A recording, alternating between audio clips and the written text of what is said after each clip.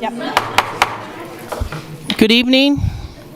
Welcome to the May 9th of 2023 Lawrence City Commission meeting. We'll start off with a few instructions from Sherry, our clerk. Thank you, Mayor, and good evening, everyone. If you are attending this meeting via Zoom, please ensure you are muted and your video is off when you are not actively participating in the meeting. This allows the active meeting participants to be seen on screen. When you are participating, please unmute and turn your video on. If you have any trouble, you can send a chat, and all chats go directly to the meeting host. The city reserves the right to mute people or turn individual videos off to minimize distractions during the meeting. This meeting is being recorded and broadcast on the city's YouTube channel and cable channel 25. When the mayor calls for public comment, those attending in person should approach the podium to indicate they wish to speak. Those participating via Zoom should use the raise hand function to indicate they wish to speak. Please leave your virtual hand raised until you are called on. Participants will be called upon in the order they appear on the meeting host screen. Please state your name before speaking, and all comments will be limited to 3 minutes.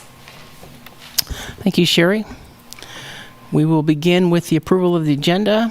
The City Commission reserves the right to amend, supplement, or reorder the agenda during the meeting. Are there any changes to the agenda by the commissioners?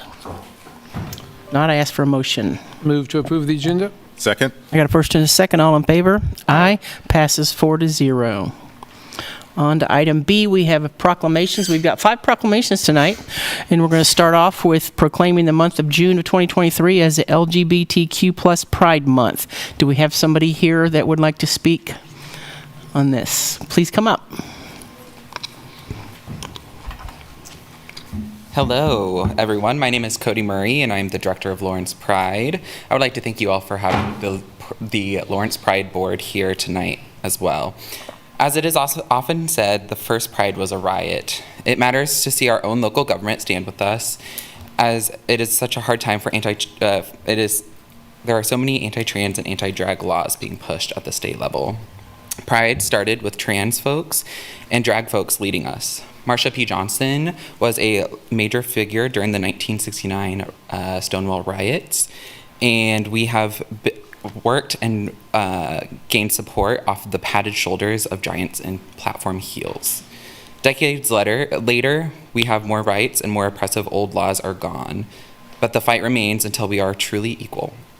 54 years later, we may still be fighting, but we are able to put on events in our own communities, bringing people together to uplift one another, even as our community is under attack in politics across the country.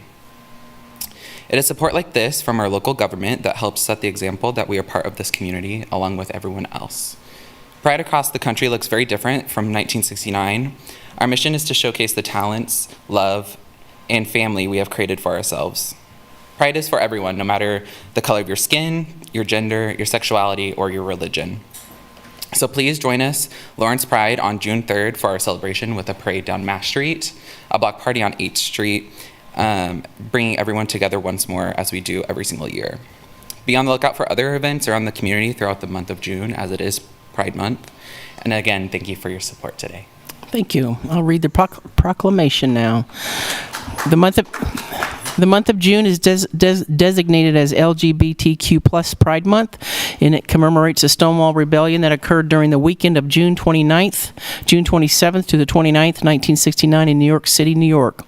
That gave birth to the modern lesbian, gay, bisexual, and transgender civil rights movement. The month of June also marks a time when all those committed to justice and equality celebrate the notable achievements and outstanding service that lesbian, gay, bisexual, transgender, queer, and other Americans make our city, state, and nation. And whereas LGBTQ plus Pride is defined as a positive stance against discrimination and violence toward lesbian, gay, bisexual, transgender, queer, and others to promote their self-affirmation, dignity, equal rights, increase their visibility as a social group, build community, and celebrate sexual diversity and gender variance.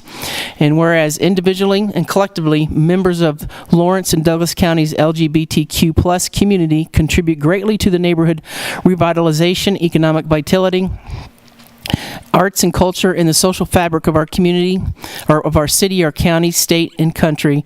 And whereas Lawrence and Douglas County prides itself on its inclusiveness as one of the first counties in the region to have a domestic partner registry and protects its residents from discrimination and harassment based on actual or perceived race, color, sex, religion, disability, age, marital status, place of birth, families with children, sexual orientation, or national origin.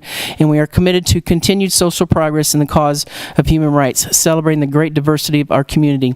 Now, therefore, I, Lisa Larson, Mayor of the City of Lawrence, Kansas, do hereby proclaim June 2023 as LGBTQ plus Pride Month. I urge all citizens to join in ending prejudice everywhere it may exist, respect the rights of all people, and celebrate the diversity and richness of our city and county. Thank you.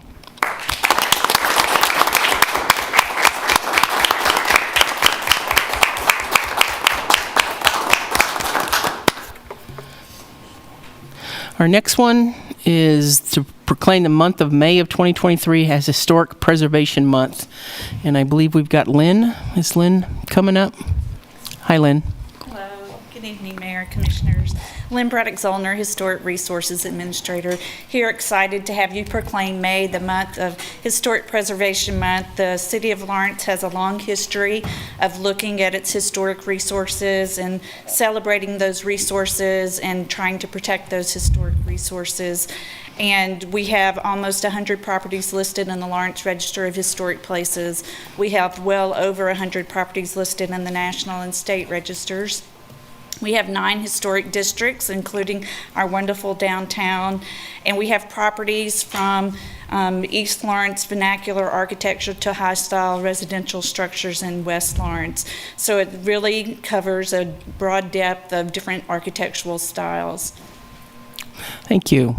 I'll go ahead and read the proclamation. Whereas historic preservation is an effective tool for economic development, sustainable development, tourism promotion, revitalizing neighborhoods, fostering local pride, and maintaining community character while enhancing livability.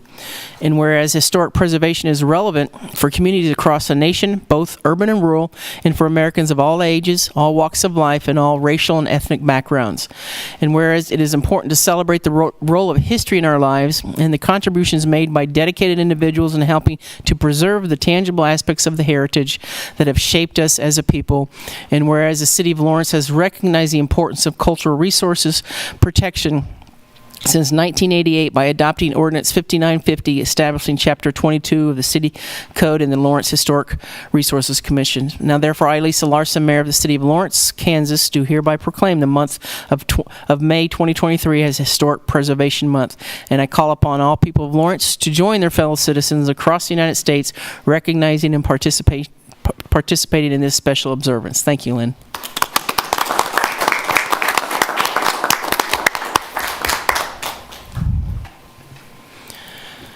And our next proclamation is Public Service Recognition Week. I believe we've got Megan, I think. Hello. Good evening, Mayor and Commissioners. I brought him up with me because it wasn't going to be quiet out in the hall if I didn't. So that wasn't the plan, though. But thank you so much for this proclamation and helping us recognize the nearly 900 city employees during Public Service Recognition Week. You know, these employees are out there doing really visible work, like police and fire, but they're also in code enforcement officers and working in our streets, paving the roads and things like that. They're also doing the back office support work, the IT, all those other things that are often unseen. So on behalf of our leadership team and all of the city employees, thank you for recognizing the important work that we do. You know, as we're moving toward changing our organizational culture and really focusing on being an engaged and empowered workforce, we know how important it is to do these celebrations and recognize city employees and the important work that they do. So thank you for this proclamation and helping us to do that. Later this week, we'll be sharing some stories, just some public service examples that our employees are out there doing that important work and going above and beyond. But we hope that this is really the start of that storytelling and sharing of those stories, because we know how important that is. So thank you for the proclamation. Thank you. I'll go ahead and read it now. Whereas Americans are served every single day by the public servants at the federal, state, county, and city levels. These unsung heroes do the essential work that improves the quality of life and keeps our nation and communities working. Whereas public servants serving the Lawrence community include approximately 850 City of Lawrence employees working in many areas such as public safety, police and fire, public works, transportation, parks and recreation, municipal court, utilities, solid waste management, planning and development, and the internal services that keep our organization running, such as information technology, finance, and human resources. And whereas the City of Lawrence employees deliver service each day that enhance the quality of life of the Lawrence community. And whereas the City of Lawrence employees provide these diverse services with character, competence, courage, collaboration, and commitment. These employees work to make progress in the city's strategic plan outcome areas of creating a Lawrence community with unmistakable identity, strong and welcoming neighborhoods, prosperity and economic security, and with infrastructure and services that create a connected city and a safe and secure community. And whereas the City of Lawrence is committed to building an engaged, empowered organizational culture where people throughout the organization are trusted, supported, and cared for as we build a community. Now, therefore, I, Lisa Larson, Mayor of the City of Lawrence, Kansas, do hereby proclaim the week of May 7th through the 13th, 2023 as Public Service Recognition Week. And I encourage all citizens to recognize the accomplishments and contributions of our employees at all levels, including all public services serving the Lawrence community. Thank you, Megan.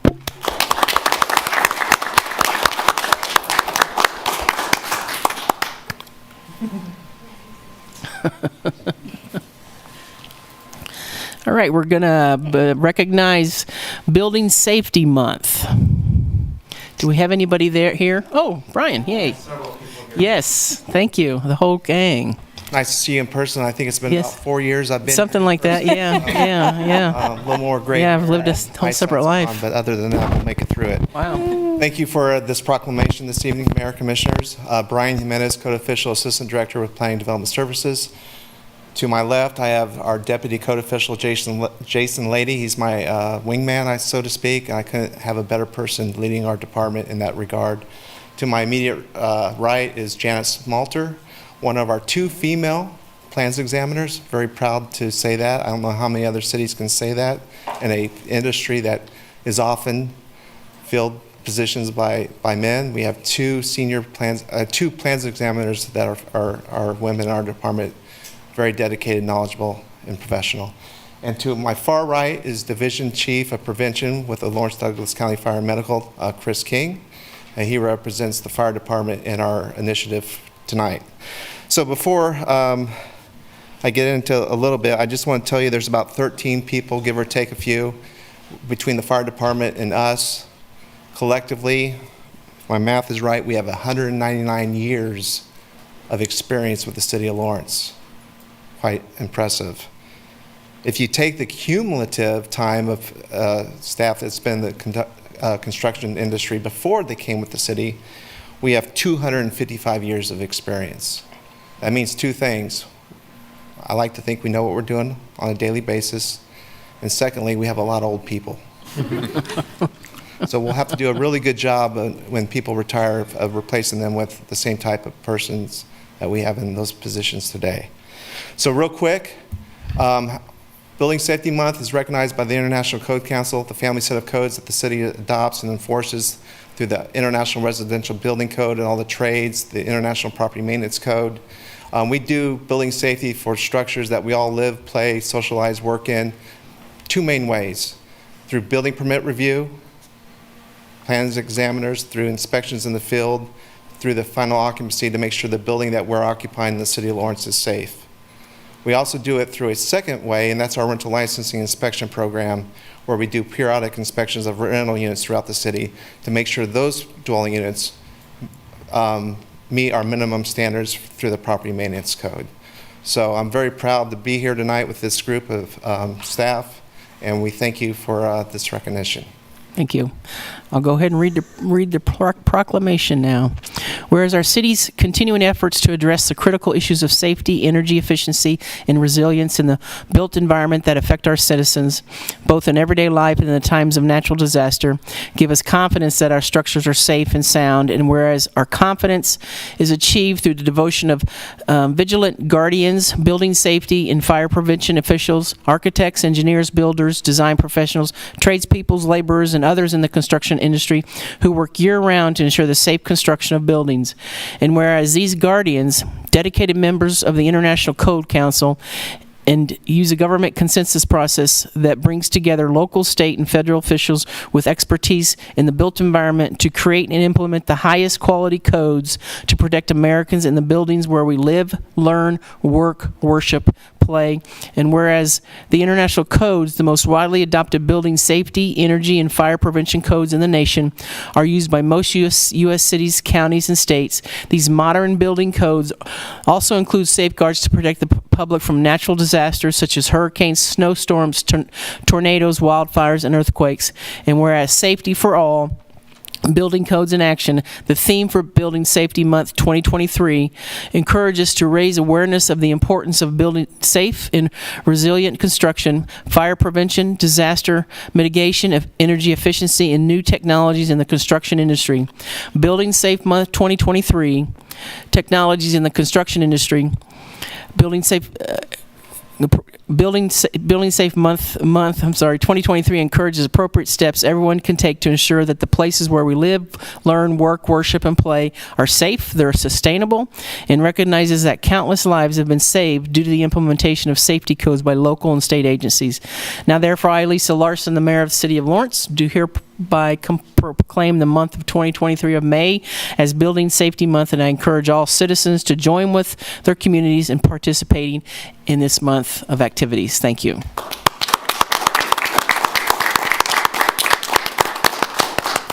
We'll shorten that proclamation there. You got your money's worth. That's right, by golly. And our last one, not least, is our Travel and Tourism Week, National Travel and Tourism Week. I believe we got Kim here from Explore Lawrence. All right. Thank you. Thank you, commissioners. Thank you, city staff and leadership, for recognizing National Travel and Tourism Week. This week is the 40th anniversary of this celebration of the contribution of the U.S. travel industry. This year's theme of Travel Forward highlights travel's essential role in driving economic growth and innovation. Travel serves as a catalyst for a productive economy and helps power the success of other industries. In Douglas County, visitor spending rebounded to $245 million in 2021 as attractions and events reopened and restarted. This economic activity directly supported 2,277 jobs, earning those job holders $100 million in income.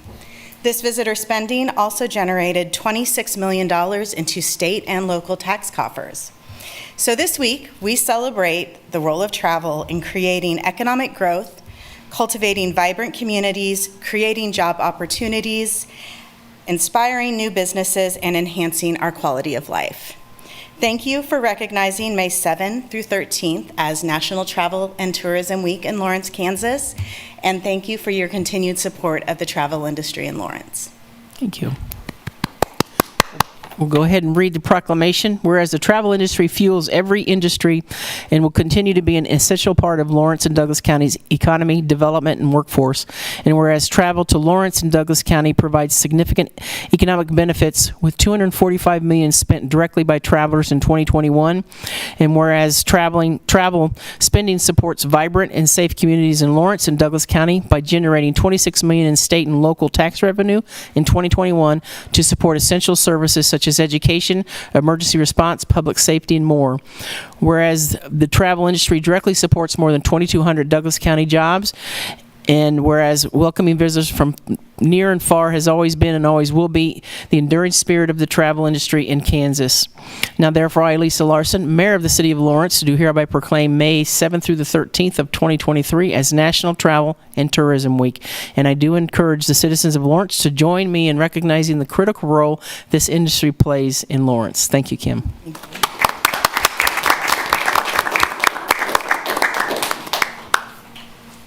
Okay. We'll move on to item C, which is general public comment. The public is allowed to speak on issues or items that are not scheduled for discussion on the agenda. Comments should be limited to issues and items germane to the business of the governing body. The commission will not discuss or debate these items, nor will the commission make decisions on items presented during this time. Each person will be limited to 3 minutes. Do we have any general public comment?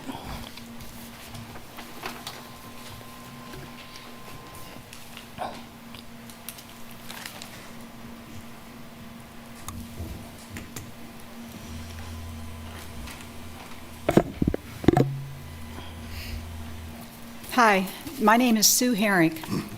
I'm back this week with a report on my efforts since I spoke to you last week about the gunplay in downtown Lawrence. It was on Massachusetts, and it was highlighted in a paper, in our paper, published on April 25th. Lo and behold, last week, we had another headline. Man accused of threatening students with assault rifle. Happened near Free State High School on Overland Drive. A 32-year-old with an AK-15, something of that nature, made threats and scared people. According to this article, people ran from the scene. The results are nearly the same. The perp, in the second case, spent less than 4 hours in custody and walked out. I emailed each of you last week trying to enlist support to put pressure on our DA and our judges that are letting these people loose with no consequences. I only received one response from the 5 of you. Thank you, Brad. Brad's email states that the city commissioners have no jurisdiction over the DA and the judges here. That's a foregone conclusion that all of us know. To save this city, we need voices and pressure right now to let this DA and those judges know that their leniency puts us all at risk. Someone here just spoke about travel and tourism. Anybody who hears that somebody can walk down Massachusetts or 11th and Massachusetts and fire shots at pedestrians and be let go, as I said last week, because he didn't intend to harm anyone, that's not a good future for this town. The 5 of you, if you care about this town, could use your voices to amplify concerns for the safety of all of us. And today I tried to see the DA in person, walked in, just to see somebody in that office. And I got nowhere. I was sent away with a business card. No one would see me. They asked me to contact them by email to make an appointment or voice my concerns. My conclusions were that cowards hide behind computer screens and closed doors, and we have a serious problem. Thank you.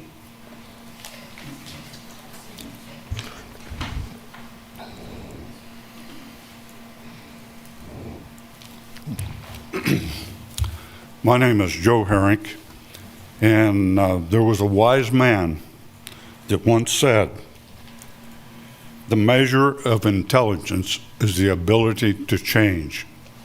That wise man was Albert Einstein. And I believe our city and our county, it's high time we made some changes. The biggest problem I see is we've taken the supreme law of the land and thrown it in the trash. We like to make our own rules. As an example, when a child is born, they know nothing about discrimination. The bureaucrats, the politicians, the education system, they teach our children to discriminate, to divide. There's no reason to have these proclamations for different classes of people. The 14th Amendment says that if you're born in this country or you're a naturalized citizen, you all have equal rights. So why are we wasting all this time talking about different races, sexes, whatever. It's right here. We've abandoned it. And then if you look at the Fourth Amendment, which is my favorite, we're supposed to be secure in our properties. And we've heard about inspection codes. And if you read the inspection guidelines, it's like reading a communist manifesto. It's a nanny state. And for some reason, the rental properties, the people that occupy those, somehow they're held at a higher standard, like their life is worth more than somebody that owns a home that we don't inspect. What's the deal? We're all supposed to be equal. What's a probable cause to bust into somebody's house? The landlord law prevents me, the landlord, from going in on a tenant unless I have permission. And finally, for $20, you can learn the cause unknown, the epidemic of sudden deaths in 21 and 22. The millennials, the working class, had the highest death loss. They lost as many in 1 year as we lost in 12 years in the Vietnam War. Thank you. Thank you.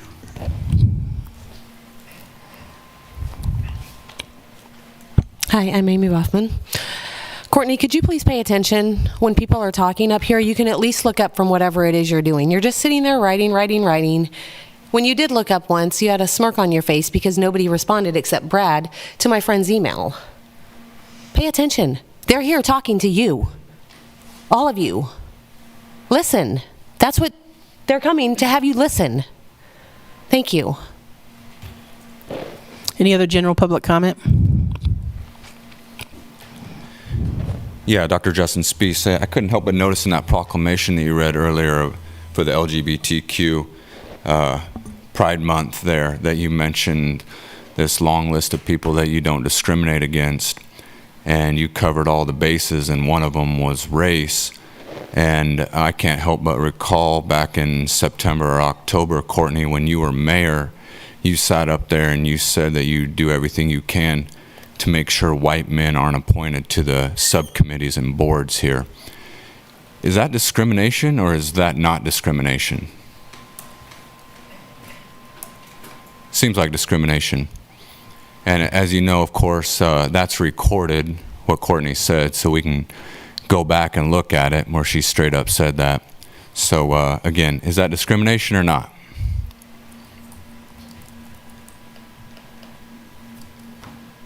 You guys sit up there all high and mighty on this stuff and then sit there and say, and you ain't even looking right now, Courtney. Sit there and say, I'm looking right at you, son. You sit there where and you want me to look at you online. You sit there and you say that you don't discriminate, but then you go and do that.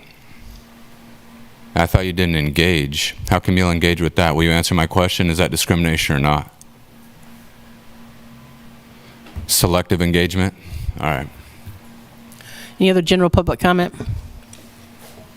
Yeah, I'm Chris Flowers. The other night, I went down a rabbit hole. I've been watching funny city council meetings from around the country. But one thing I noticed that's kind of interesting, some places when they make appointments, the commission will interview the appointees. And I'm thinking maybe we should start doing that if we're going to have one mayor for 4 years, like just the power that 4 years that they can potentially appoint all their own choices to like a board, especially like the zoning board, like when the decisions these boards make can cause this commission to have a 4-to-1 vote to pass something.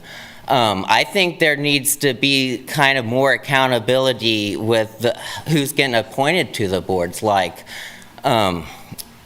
I think the other commissioners should be having more of a say, like instead of just rubber stamping. If if we're just going to have a mayor doing this for 4 years, I think the other commissioners are going to start needing to at least asking the appointees questions. It's just something to consider, because I have seen videos of other city commissions where they do interview the appointees. Thank you. Any other general public comment? Yep. Hi. Hello, my name is Joseph. I was just wondering about the after-action report that the Parks and Recreation Department will be providing about the Nature Center questions that were raised in the last 2 weeks. Is there a schedule or a time frame for when that report will be provided to the Commission and then available for the public to view as well? The Parks and Recreation Advisory Board meeting yesterday indicated that most of the decisions regarding the Nature Center were driven by the budget and the Finance Department. They also said that they had to submit budget information by the end of this month, and I believe that some of the answers on that after-action report will be very helpful for finding any disconnect or any gaps in terms of what the Finance Department is requiring of the center and that land versus what the community thought was going to happen when they thought the closure of that Nature Center was taken off the table last year. A large concern is that the current budgetary decisions will start to result in more situations that aren't easily reversible, such as the removal of animals from that nature center. And if we are approaching some type of deadline by the end of the month or some sort of critical deadline for budget approval, I know the community would really appreciate an opportunity to review that and provide some feedback on what those decisions might be and the impacts that will be felt in real time by the Nature Center and the people who enjoy that prairie. Thank you for your time. Thank you. Any other general public comment from the audience? If not, on Zoom?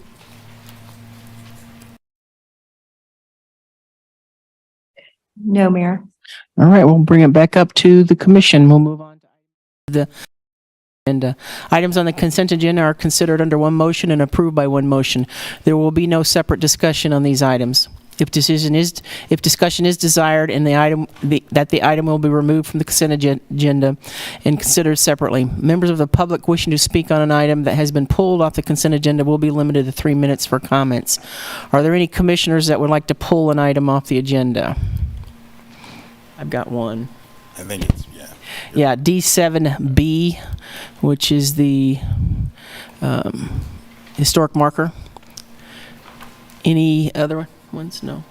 Anybody in the audience like to pull an item off the consent agenda? Yeah, you said the D7B, but I also have D6B, the Community Police Review Board one. Okay. Any others? Anybody on Zoom want to remove something? If not, I'll ask for a motion. Move for approval of the consent agenda with the exception of D6B and D7B. Second. I got a first and a second. All in favor? Aye. Opposed? It passes 4-0. We'll start out with D6B, the first one. Okay, hi, this is Chris, and I pulled it because I was just wondering what's going on with the current police review board, and that I think like the other month they talked about reviewing a jaywalking case, but it was submitted by a third party, and then they weren't because it was submitted by a third party, but then I thought they were going to look at if they could review cases submitted by third parties. But then that executive session never happened because the board member that brought it up, that wanted to review the case, resigned. And that's why I think that the executive session never happened for that. So I was just wondering what's going on with the jaywalking ticket complaint.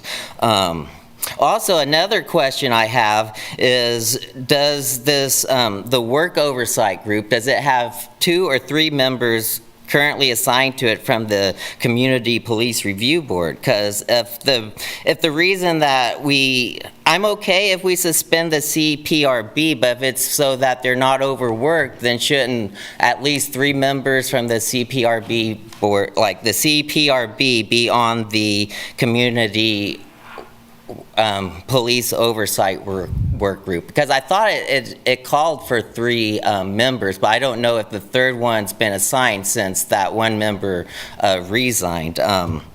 And also, I was just wondering if you're just going to accept that we're not going to look at the jaywalking ticket complaint because it was a third party. Can you have the community work, or I forget what it's called, the review of the review board, basically. Can you have them look at the issue if the CPRB should be reviewing third party complaints? Because I think they should, but like, what if someone moves? Shouldn't they have someone here who can advocate for them? So yeah, I guess, and also, I mean, I'm okay with the CPRB board being suspended currently, but if this is just so if this is the police trying to keep them from reviewing the jaywalking ticket case, I'm against it. But thank you.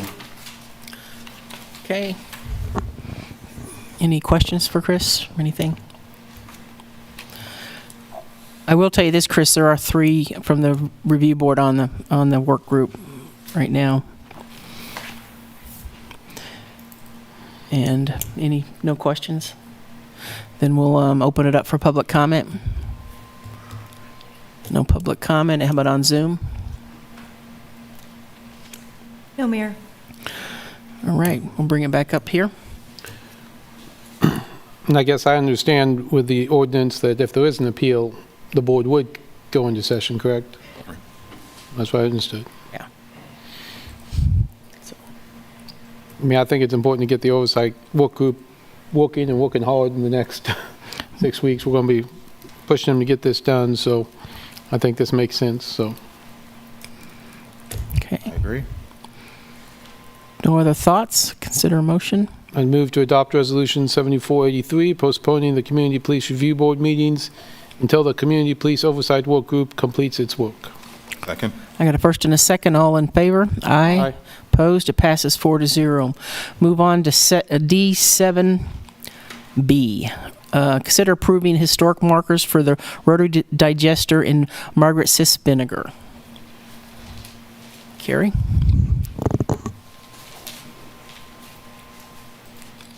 Thank you, Commissioners.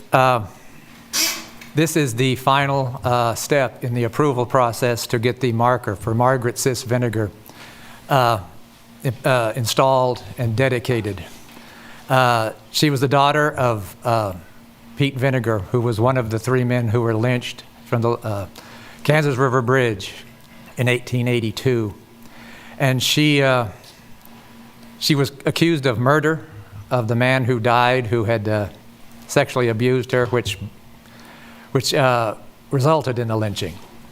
And her story is one of many women, black women especially, in the United States at that time, who had no recourse. They weren't even necessarily treated as individuals. And she was 14 when she was convicted and died in Lansing prison when she was 20 of tuberculosis. Her body has disappeared. We have no idea where she is, if her body even exists anymore. So the only marker, the only memorial that she will ever have is this marker that's been approved, that has been approved by the Historic Resources Commission, and tonight request that you approve the installation. This would be a very auspicious day, auspicious and appropriate day to do such a marker, because it happens to be John Brown's 223rd birthday. Yeah. I think he would be proud of the town where he had a lot of influence on at the time and since then. So I hope you can vote in favor of this marker. Thank you. Thank you. Any questions for Gary? No. Open that up for public comment. Hi, this is Chris Flowers. I support this marker, but there's one question I did have. This is kind of, it's something I don't necessarily think y'all want to maybe talk about, but when I read that, I was just wondering, should we be capitalizing white along with black? I don't want to. I personally, I've been capitalizing black but not white recently, but I've looked into it more because I've seen more, just on social media, more leftists are starting to capitalize white. And one of the things when I looked up from the MacArthur Foundation, they had this to say, that choosing to not capitalize white while capitalizing other racial and ethnic identifiers would implicitly affirm whiteness as the standard norm. Keeping white lowercase ignores the way whiteness functions in institutions and communities. Also, some of the groups that are capitalizing white and black both are APA, National Association of Black Journalists, and the Diversity Style Guide. And I don't want to misspeak. This is I might. Chris, has this got to do with our historic? Yeah, because you're capitalizing black in it, but not white.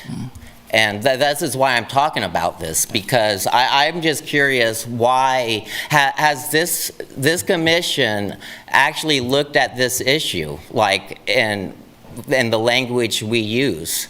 Because if part of the thing about, well, how different black people are related by culture is from enslavement, you know, like all these African countries, different one. I mean, they might have different cultures specific to their country, but they've all suffered from the hands of slavery. At the other end, couldn't you say a lot of white countries are united in their culture by their mistreatment of black and brown people? And that, I mean, it's not just America who's been mistreating their minorities to benefit themselves. And I'm just wondering if, like, 10 years from now, if lowercase white's going to be seen as being bad, and then we're going to have to replace this. So I would just rather you all have this conversation now, because I think it's going to be coming up pretty soon. Thank you. Any other public comment on this item? Any public comment online? No, Mayor. Bring it back to the commission. Any discussion on this? I think Len is here, and she's probably going to be looking at that, I would think, or allude to what. Right now, for the Margaret Sis Vinegar marker, the Equal Justice Initiative paid for that marker, and it's already been fabricated and is just waiting to be installed. So that was not discussed at the Historic Resources Commission. Okay.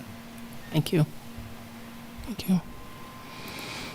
I just want to thank everybody who has worked on this. This has been an ongoing endeavor for a couple of years now, and this is kind of the last piece of that from the lynching project, and I do appreciate the work that everybody's done. Thank you. Yeah, I would definitely like to second that. I know we had an installation of a previous piece near City Hall, and I think this is a great inclusion because Ms. Vinegar was often overlooked. So, any other discussion? If not, I would entertain a motion.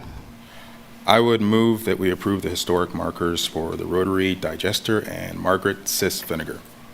Second. I have a first and a second. All in favor? Aye. Opposed? It passes 4-0. Thank you very much. We're on to item F, which is regular agenda items. The first item is receive and hold a public hearing on the 2023 to 2027 Community Development Block Grant and Home Investment Partnerships Program Consolidated Plan, including the 2023 Annual Action Plan and Investment Summary, and updates to the Assessment of Fair Housing and the city's Citizen Participation Plan, opening a 30-day public comment period. Hi, good evening, Mayor and Commissioners. This is Brad Carr. I'm the Community Development Analyst in the Housing Initiatives Division. I do have a presentation to share, so if I could be allowed to share screen.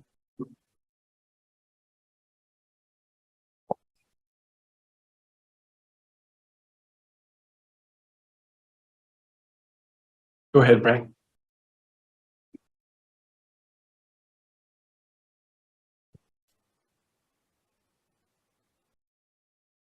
All right, everybody able to see that? Yes. Okay. So our agenda item tonight, it was quite lengthy there in the description. It is to receive and hold a public hearing on our 2023 to 2027 Community Development Block Grant and Home Investment Partnerships Consolidated Plan, which includes the 2023 Annual Action Plan and Investment Summary. And it also includes an update to the Assessment of Fair Housing and an update to our adopted Citizen Participation Plan.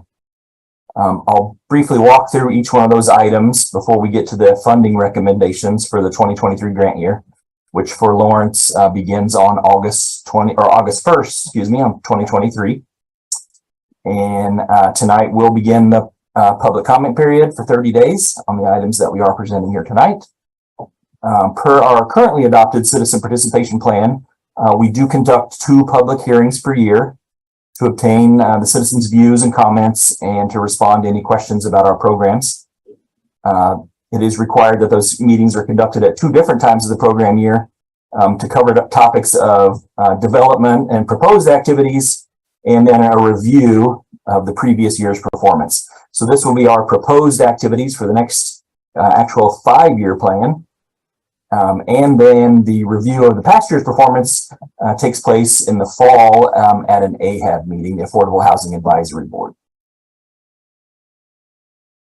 We'll start with the consolidated plan, the 2023-27 consolidated plan. This is a 5-year strategic plan for the city's community development goals and priorities. And it is based upon a needs assessment and a market conditions that we do have to conduct using HUD provided data. In the con plan, we did try to align our priorities and goals with the city strategic plan, and also with the draft of the housing and homelessness strategic plan that's currently out for public input that you recently received a review of. The priority needs that were outlined in this 5-year strategic plan start on page 198 of your packet tonight, and they include equity and inclusion, affordable housing, supportive housing, systems, emergency shelter and homeless services, and public infrastructure. And inside of each of those priority needs, there are associated goals that have been established for the 5-year period. The goals are better described starting on page 216 of the agenda packet. And those goals include efforts to increase affordable housing stock, maintain our current affordable housing stock, provide home buyer assistance, public facility improvements, tenant-based rental assistance, delivery of public services, administration of our programs, and then the individual goals that are set up in our assessment of fair housing. So inside of that 5-year con plan is also a 1-year annual action plan. And so for this is our 2023 annual action plan. And that provides a detailed summary of how the actual grant funds for that year will be spent in relation to those priority needs and goals that were identified in the 5-year plan. The next item on our public hearing tonight is the 2023 update to the city's assessment of fair housing. And as this slide explains, Title 8 of the Civil Rights Act of 1968 requires that HUD-funded recipients to affirmatively further the policies and purposes of the Fair Housing Act, which is also known as Affirmatively Furthering Fair Housing, or AFFH. We did provide a detailed background on the AFFH requirement that can be found starting on page 9 of the agenda packet. I'll just go over a quick summary of the past history of that. Prior to 2015, HUD required all grantees to complete what was called an analysis of impediments of fair housing choice, an AI, but it did not have any process in place in how to verify the individual community's compliance with that. And so in 2015, the AFFH rule was established with requirements for a much more extensive analysis called an assessment of fair housing. We'll shorten that to AFH. And grantees also had to submit this to HUD for review. It was later determined that the creation and review of these AFHs proved to be way too burdensome on jurisdictions and on HUD to be able to review all those. And so that program was stopped at the end of 2017. Lawrence was one of the 49 jurisdictions that submitted an AFH between October of 16 to December of 2017. And we were one of only 18 of those 49 to have our assessment accepted on the initial submission without any required revisions. So in 2020, prior administration replaced the 2015 AFFH rule with a new rule called Preserving Neighborhood and Community Choice. Then in 2021, the current administration replaced that rule with an interim final rule, which is currently under. The interim final rule restores some portions of the 2015 AFH rule, but it did not restore those provisions of how individual grantees conduct their local fair housing, and it does not have HUD review the planning under this interim rule. So it does not require any particular process to be used. So we have chosen to update our accepted plan that we had by HUD at the end of 2017 that went along with our 2018 action plan. And we updated the demographic sections and then updated the revisions and corrections to that original data set that was provided by HUD. And then we've also went through and reviewed and updated those original goals that we established in 2018. The next item in the public hearing is an update to our adopted citizen participation plan.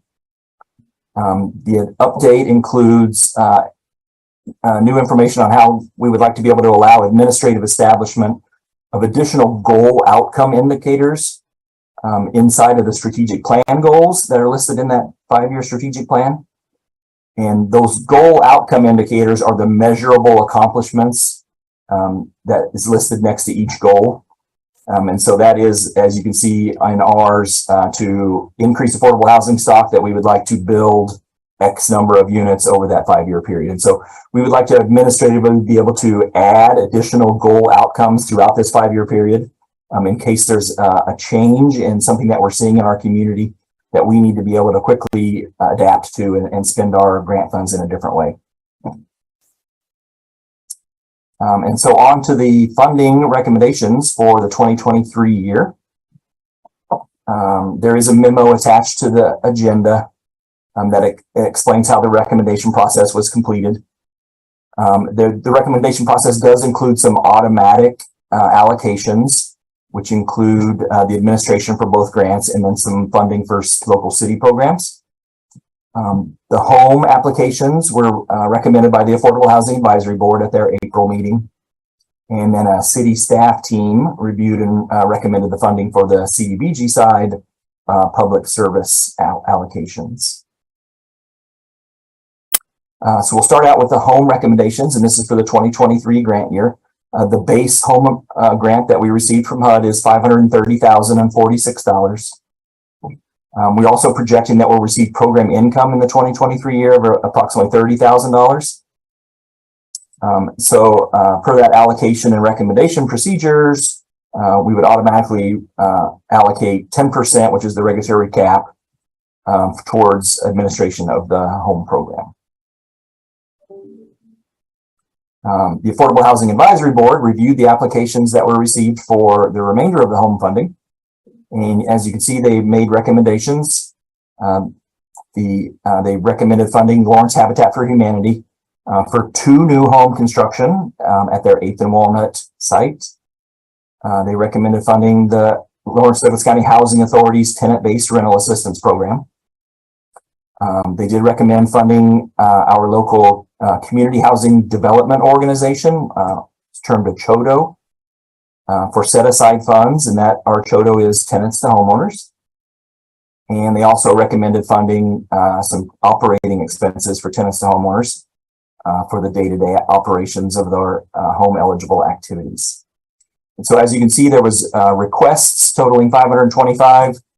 What was available was $507,042, and you can see the breakdowns that the Affordable Housing Advisory Board recommended. On the CDBG side of the grant, the base amount received from HUD was $748,373, projecting program income of $150,000, reallocation of $200,000. Those are unspent funds from previous projects that were funded and either were not completed or came in under budget. According to the automatic recommendations for the CDBG administration, there's a regulatory cap of 20% of that base grant. And then there's also automatic recommendations for city programs, which comes out to $708,449. A breakdown of some of those automatic fundings.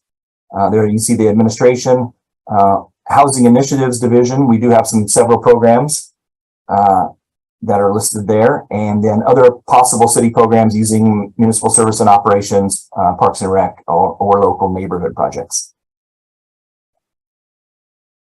On the non-public side of CDBG recommendations, the remaining pot that's available, which roughly works out to about 25% of the grant funds, are put out for a competitive application process.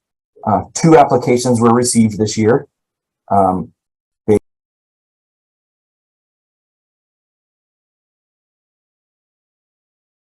Of them at the full requested amount.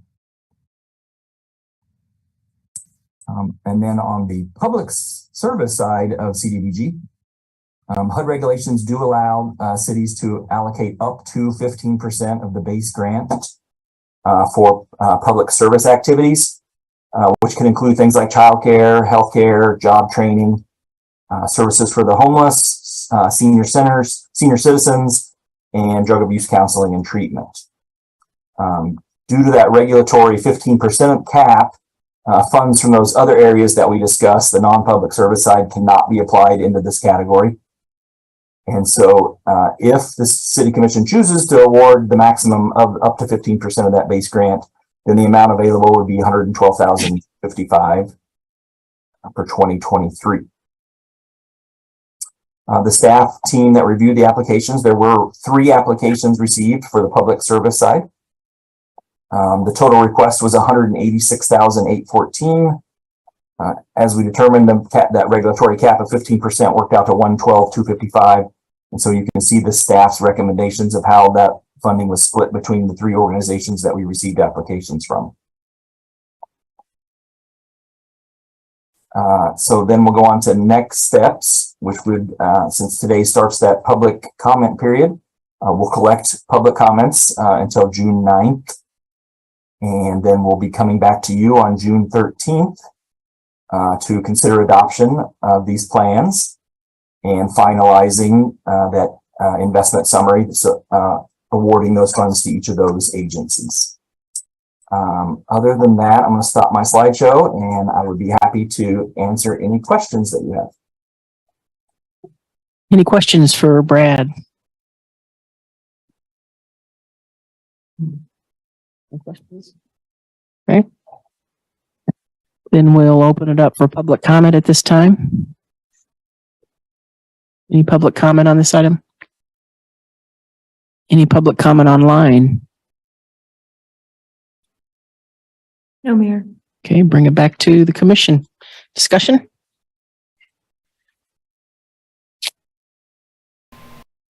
Brad, thanks for your hard work on this. I know there's a lot that goes into this, an update in the 5-year plan. And, obviously this is the start of the process, so we get 30 days of public comment on it, but appreciate your work and appreciate there's some great programs that will get funded through this process. I was a little surprised that only 2 folks applied for CDBG, but good for them, they both got it. But hopefully others consider looking at that in the future. And otherwise, I support what I see here, and obviously wait to hear public comment before making final decisions, but so far it looks good. Thank you. Yeah, it does.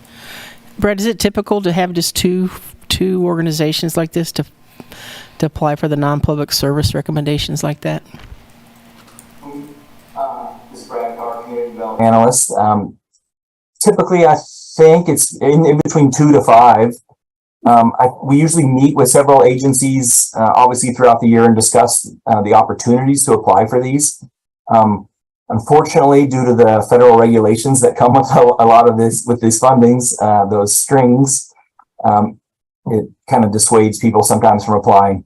There are some, if you're doing a construction type activity, we do have to factor in Davis-Bacon prevailing wages if that's applicable, and that can greatly increase the cost of a project. And there's also, we have to factor in Section 3 reporting, which is a new initiative.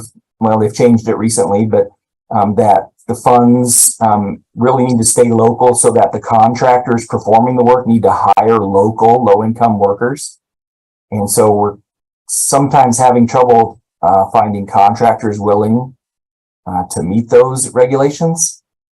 And then we do have one big new regulation coming up, and that's the Buy America, Build America regulation that will soon be gradually phased in to where the materials used in these construction contracts using federal funds do have to be made in America. And so I know a lot of contractors are scared of that at this point. And so we're kind of waiting for further HUD guidance on how we're going to manage that. Thank you. That did sound scary. Yeah, it does. Yeah. But yeah, thank you for your work on it. This is great funding to continue our endeavor on affordable housing, working with those who need the help in our community, the most needed. Any other items? I did want to ask also a little, or comment nicely on the citizen participation plan. I know we always solicit these things, but they don't always necessarily get a great crowd. So hopefully doing it the way you're recommending it here will get more attention, or even perhaps because we have a new public engagement person that you could access. Hopefully we'll also get some more comments from the public. So I appreciate that. Is there anything else we need to do on this, Sherry? No, there's not an action. You helped open the hearing, and so I think we're good. Okay, so we're open for 30 days on that. Thank you. Thank you very much. Thank you. On to item 2, consider adoption of number 9, which amends the city's property maintenance code to incorporate the previously deleted International Property Maintenance Code sections 703, fire resistance ratings, and 704, fire protection systems. Good evening once again. Brian Jimenez, Code Official, Planning Development Services, with my partner on this, Chris King, Division Chief of Prevention with Lawrence Douglas County Fire and Medical. Tonight before you is Ordinance 9975. In the simplest terms, it is to put back in certain sections of Sections 703 and 704 of the Property Maintenance Code. The Property Maintenance Code regulates all existing residential commercial structures in the city. Chapter 7 of the PMC, International Property Maintenance Code, basically provides the minimum safeguards regarding fire safety for existing buildings. It's very similar language of Chapter 7 of the International Property Maintenance Code is in Chapter 11 of the IFC. I'll give you a little brief background. In 2000, when we went to adopt the 2018 version of the International Property Maintenance Code, there was a decent amount of new code language additions from 2000 that weren't there in 2015. At that time, we made a decision, in hindsight, probably wasn't the right decision, to strike most of sections 703 and 704 from the code. We kept in smoke detection and carbon monoxide and so forth. We struck that thinking that the IFC had the language, we could refer back to that. The problem is when we do rental inspections and tenant complaints, we enforce the property maintenance code. Additionally, there have been several fire incidents of recent history, which Chris can speak on specifically, where we identified a problem with Section 703.7 vertical shafts that basically when you have apartment buildings that are stacked, units are stacked on top of each other with the same floor plan, if there's an interior vertical shaft that's open from the first, second, third, fourth floor, that fire spread or flame spread is very probable to expand. And Chris can speak on that here in a second, but we'd had some fires where no significant injuries or loss of life, fortunately, but we're thinking we're playing a very dangerous game by not having that code section in. So what we're recommending by adopting 9975 tonight is we just put all the code sections back into Chapter 7, which includes most of 703 and 704. And specifically, the vertical shafts is what brought us here tonight. And Chris can speak on the fire part of that. Okay. Thank you, Chris. Chris King, Division Chief of Prevention, Fire Medical. Mayor, Vice Mayor, Commissioners, thanks for having us tonight. This is a valuable, important thing to discuss as well, and to get it back maybe into the code. The challenge has been with the property maintenance code. The rental licensing program is able to inspect inside units. While it's a certain percentage of the community, it's still a piece of it. And we as Fire Medical don't inspect inside residential dwelling units. So we kind of do an outside site assessment, as well as maybe some interior exit access arrangements in apartment complexes. So we're like in the corridors or in the stairways, those sort of areas. Brian had referenced some recent fires. I've been with the fire department since '95, and I can remember several significant fires that over my career is with vertical shafts where vertical openings created fires to extend up. Most recently, in the multi-family dwelling units, as Brian was talking about, is that the example is that they're a footprint 3 stories up. In this scenario, the mechanical closets of the HVAC are stacked on top of each other. While maybe when it was constructed may have been separated. Over time, maybe there's been some remodeling that has occurred with inside that closet area, and they're not sealing around the flues, or maybe not around the plumbing piping or such. Sometimes shafts, per the building code, can be constructed a 2-hour enclosure, so it's separated from the rest of the compartment. A fire in 2020, January 2020, challenging year. But January 2020, the fire originated in the first floor apartment, in the bed, at the foot of the bed, extended through the bed, extended into the closet, and to the 3rd floor as well as to the attic. And so the fire was well beyond on multiple floors at that time. Typically, a tenant on the 3rd floor, we would hope that they find out about the fire from the fire alarm, not from smoke inside their compartment, inside their apartment, which was reported to us. And so, luckily, that person was a light sleeper and was able to get out, and that was a near miss, if we would. There have been also significant fire events across the country. We can go on and on, but New York, Bronx was another example of a tragedy that occurred. That's with doors, and a similar event where an unprotected area, horizontally or vertically, will allow it to be like a chimney, if you would. And so the smoke and the products of combustions are just rising up. And so, as we all know, smoke is very dangerous, not only just with the fire itself, but any questions? I know I kind of That's okay. ran through that real quick. Mm-hmm. That's great information. I didn't know that. Yes, I had a question, make sure I understood this.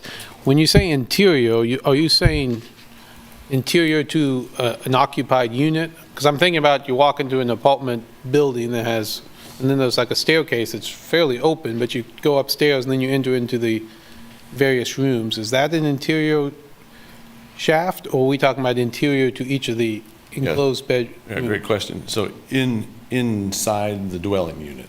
Dwelling unit. So, so if there's 12 units in a building, they would be stacked on top of each other. But the potential is the footprint on the first floor is the same as the second floor.